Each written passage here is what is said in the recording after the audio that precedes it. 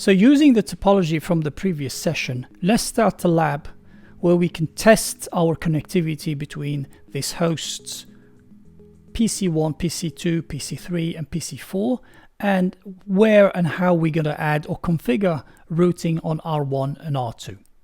So at this point, PC1, 2 and 3 and 4 are all configured to reach the gateways. So I'm using Cisco CML for this lab, and I've got a secure CRT for all of these sessions. So starting from PC1, which has address, as we will see, 172.16.1.2, should be able to ping the local gateway on router 1.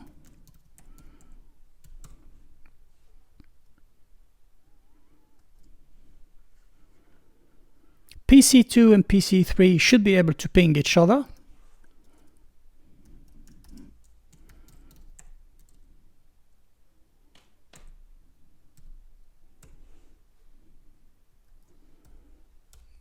As well as the gateway.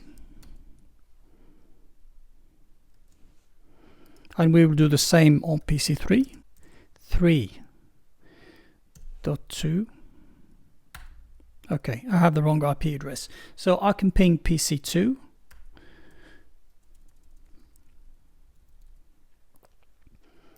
And PC4 should be able to ping its gateway also.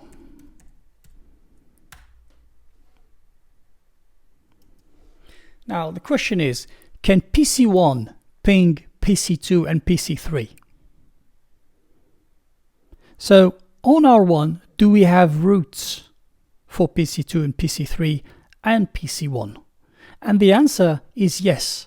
These subnets where PC1 is connected is seen as connected on R1 as a connected network. And the same goes for PC2 and PC3, which are on this subnet, which is connected. So let's hop into R1 and do show IP route connected. So let's just minimize it. And here I can see my 3 subnets. So I can see 172.16.10/24, so it's this subnet here.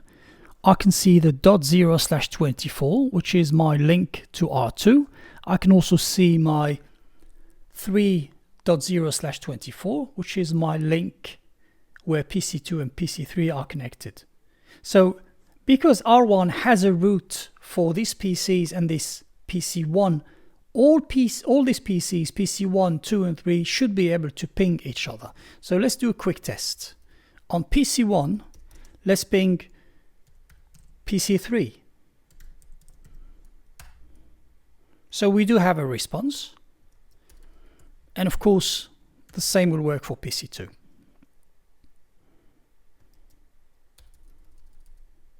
Now, from PC1, can we reach PC4? So we will have to go over R1 and then over R2.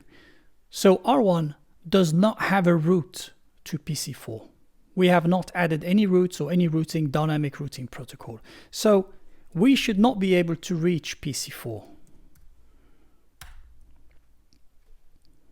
So what needs to happen? We need to hop into R1 and start adding a static route to this subnet. So we go into configuration mode, and the syntax is IP route for the subnet that we want to reach, which is 72.16.4.0, and then I'll add the subnet mask, which is 255.255.255.0, so that's my /24, and then I have a choice to either put the outbound interface that I want to use, or I put the next hop IP address. So if you do a question mark, you will see the options that you have. So either forwarding router's IP address, or you can select one of the interfaces and it will have to be this interface here. So I prefer in this scenario to use the IP address. So that would be 172.16.2.2, which is R2's interface here. So the packets that comes in from PC1 forwarded to R1 now will be forwarded all the way to R2. And R2 has a route for PC4, so it will be forwarded further to PC4.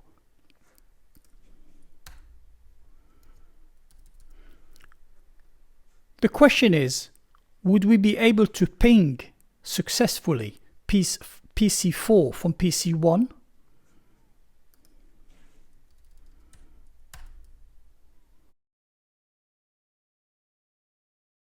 And what is happening?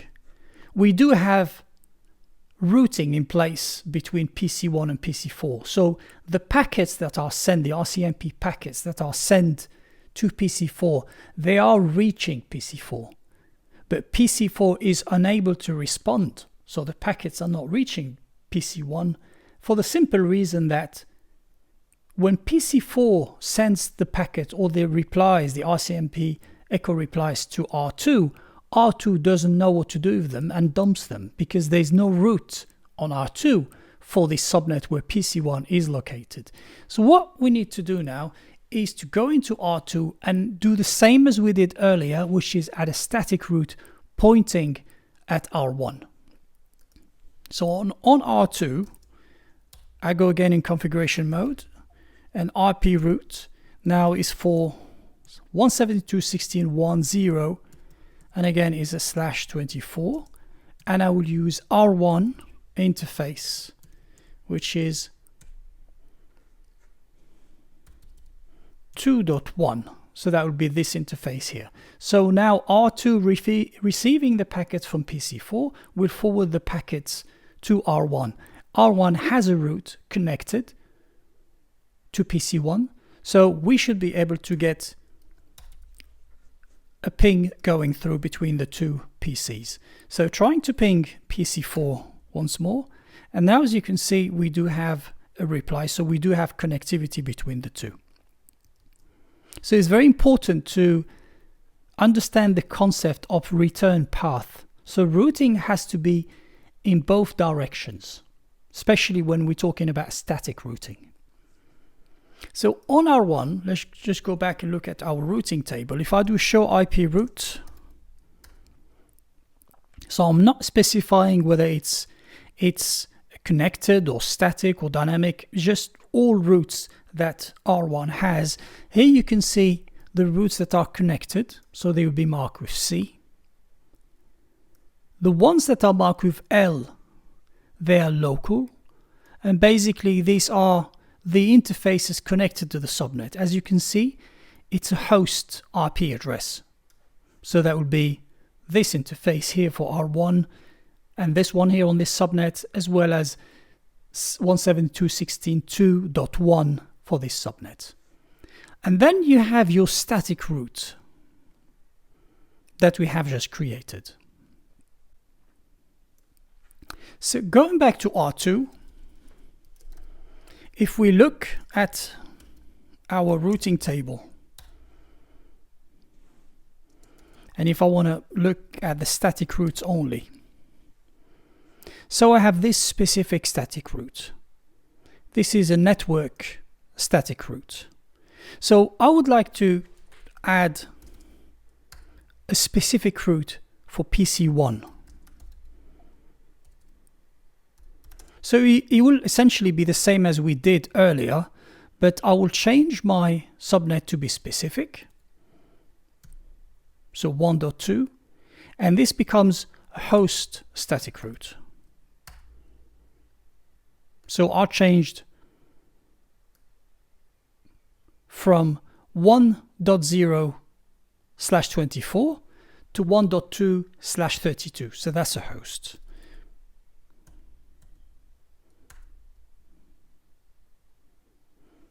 So doing show IP route static, both routes can coexist. Now, if I wanted to create a floating static route,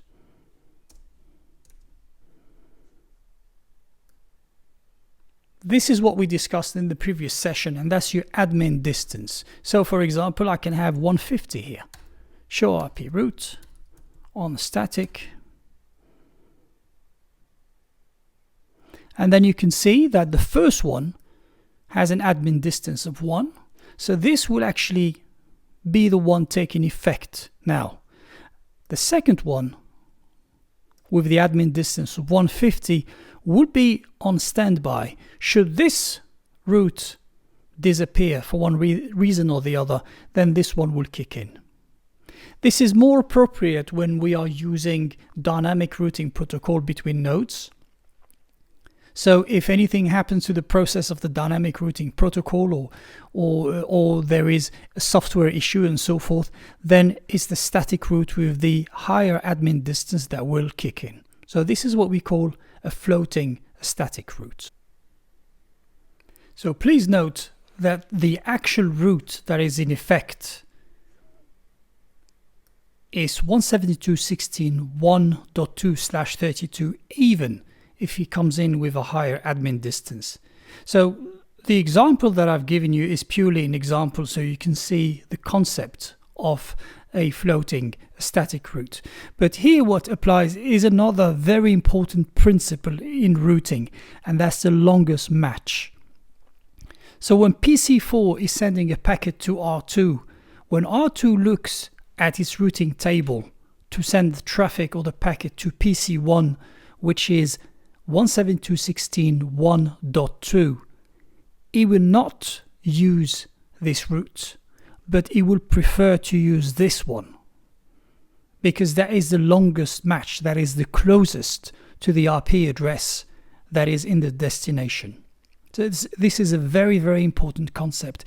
And with this concept, having an admin distance of 150, which is a lot higher than 1, doesn't actually matter. The longest match will take precedence over the admin distance. So now let's just do one more experiment, which is to configure a default route. If I just remove both routes that we have added earlier, so we're back to just making sure I have no routes.